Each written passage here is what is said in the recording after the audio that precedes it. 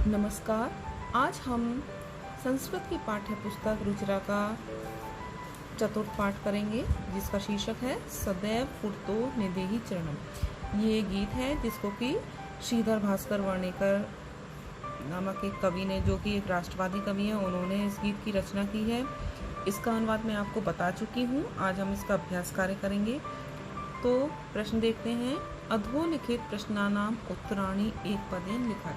नीचे लिखे हुए प्रश्नों के उत्तर एक शब्द में लिखनी है। तो इनका अर्थ समझ लीजिए।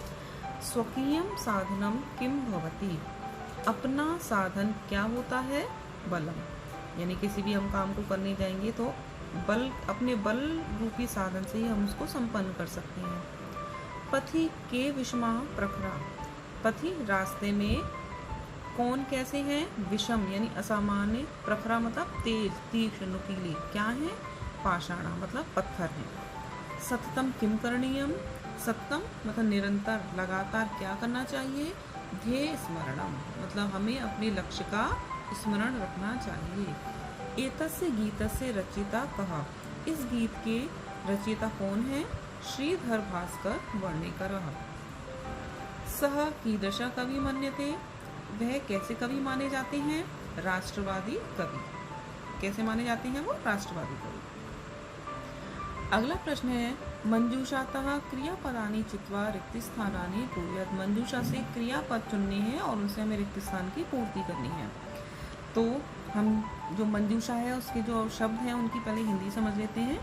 निदेहि मतलब रखो, चल का मतलब चलो, विदेहि करो, देहि दो, जही ही त्याग दो, भज यानी भजना, कुरु करो। ठीक है। तो त्वम पुरतः चरणम निदेहि, तुम आगे कदम को रखो। त्वम विद्यालयम चल, तुम विद्यालय को चलो। राष्ट्रे अनुरक्तिम विदेहि, अपने राष्ट्र से अनुरक्ति मतलब प्रेम करो। मह्यम जलम देहि, मुझे जल दो। मूढ़ जही ही धनागम तृष्णा, मूर्ख धनागम तृष्णा मतलब धन आने की तृष्णा को त्याग दो। भज गोविंदम, गोविंद का भजन करो, भगवान का भजन करो। सततम ध्येय स्मरणम कुरु, हमेशा अपने लक्ष्य का स्मरण करो।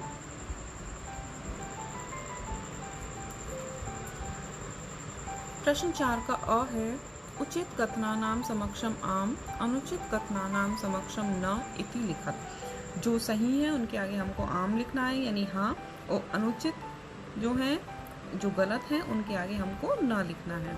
तो पुरतः चरणम निदेहि, आगे कदम रखो, सही है। यहाँ अपने कदम हमेशा आगे रखने चाहिए, आम।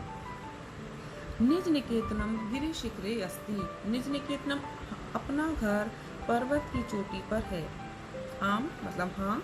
स्वकीयम बलम बाधकम भवति, अपना बल बाधक होता है, सही है या गलत? गलत है, क्योंकि स्वकीयम बलम साधनम भवति, तो ये गलत है, इसलिए न।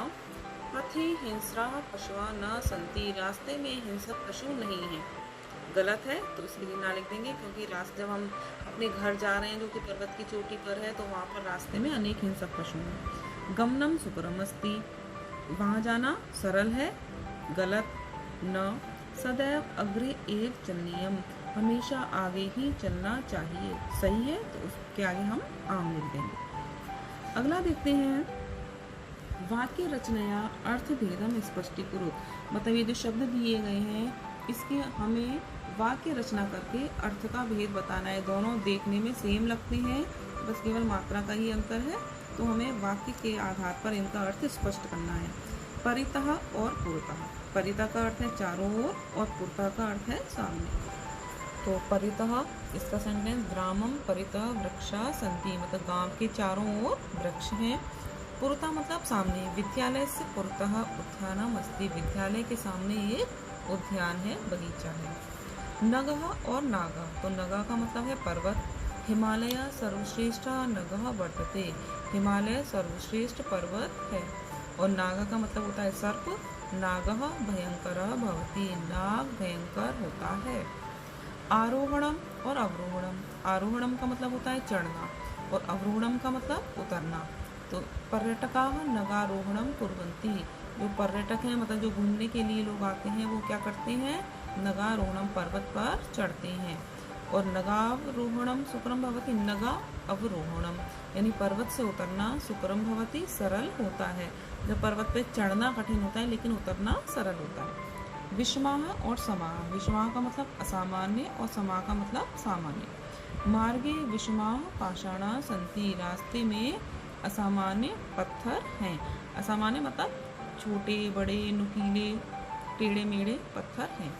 समा का मतलब सामान्य। सज्जना सर्वदा समा भवन्ति, सज्जन लोग हमेशा समान रहते हैं, चाहे उनके सुख के दिन हो या दुख के दिन हो, लेकिन उनकी भाव सबों में वो समान रहते हैं। मंजूषातः अव्यय पदानि चित्वा रिक्त स्थानानि पूर्यात्, मंजूषा से अव्यय शब्द चुनने हैं और उसमें फिल करने हैं। तो इनका अर्थ देख लेते हैं। पुरता का मतलब सामने, एव का मतलब ही, खलु निश्चयबोधक अव्यय है ये, तथा मतलब वैसा, परितः चारों ओर, बिना का मतलब बिना और सदा का मतलब हमेशा। तो विद्यालय से पुरतः एकम उद्यानम अस्ति, विद्यालय के सामने एक उद्यान है। सत्यम एव जयते, सत्य की ही जीत होती है। किम भवान स्नानं कृतवान खलु, सः यथा चिंतयति तथा आचरति, वह जैसा सोचता है वैसा करता है। ग्रामम परितः वृक्षा सन्ति, गांव के चारों ओर वृक्ष हैं। विद्याम विना जीवनम वृथा, विद्या के बिना जीवन व्यर्थ है। सदा भगवंतम भज, हमेशा भगवान को भजो। प्रश्न 6 है विलोम पदानि योजयत, इसमें विलोम शब्द इसके सामने लिखना है। पुरतः सामने, पृष्ठतः पीछे। स्वकीयम अपना, परकीयम पराया दूसरे का।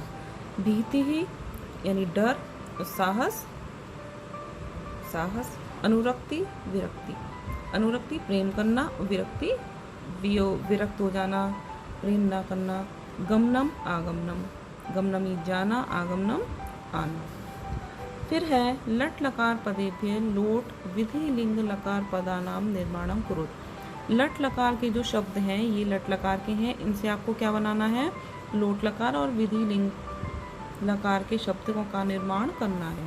लट लकार के शब्द दिए हुए हैं, हमें उन्हें परिवर्तित करना है लोट लकार में और विधि लिंग में। लेकिन ध्यान रहे पुरुष और वचन चेंज नहीं होना चाहिए। जैसे पठती है, पठती किसका है, लट लकार का है और प्रथम पुरुष एक वचन है, तो लोट लकार में भी हम प्रथम पुरुष एक वचन का रूप लिखेंगे और इसी प्रकार विधि लिंग में भी प्रथम पुरुष एक वचन का ही लिखेंगे। जैसे पठती का लोट लकार में होता है पठतु और विधि लिंग में पठेत। इसी तरह खेलसी का खेल और खेले, खादंती का खादंतु और खादेयुः। पिवामी का लोट लकार में पिवानी और विधि लिंग में पिबेयम। हसता का हसताम और हसेताम, नयामम का नयाम और नयेम। फिर है अधोलिखितानि पदानि निर्देशानुसारम परिवर्तयत, जो निर्देश दिए गए हैं ये इसमें हमें परिवर्तन करना है। जैसे गिरि शिखर, इसका सप्तमी एक वचन क्या होगा, गिरि शिखरे। इसी तरह पथिन का सप्तमी एक वचन पथि, राष्ट्र का चतुर्थी एक वचन राष्ट्राय, पाषाण का सप्तमी एक वचन पाषाणे, यान का द्वितीय बहुवचन यानानि, शक्ति का प्रथमा एक वचन शक्ति और पशु का सप्तमी बहुवचन पशुषु। अब आपका ये पाठ 4 समाप्त हो गया है। आशा है आपको समझ में आ गया होगा। धन्यवाद।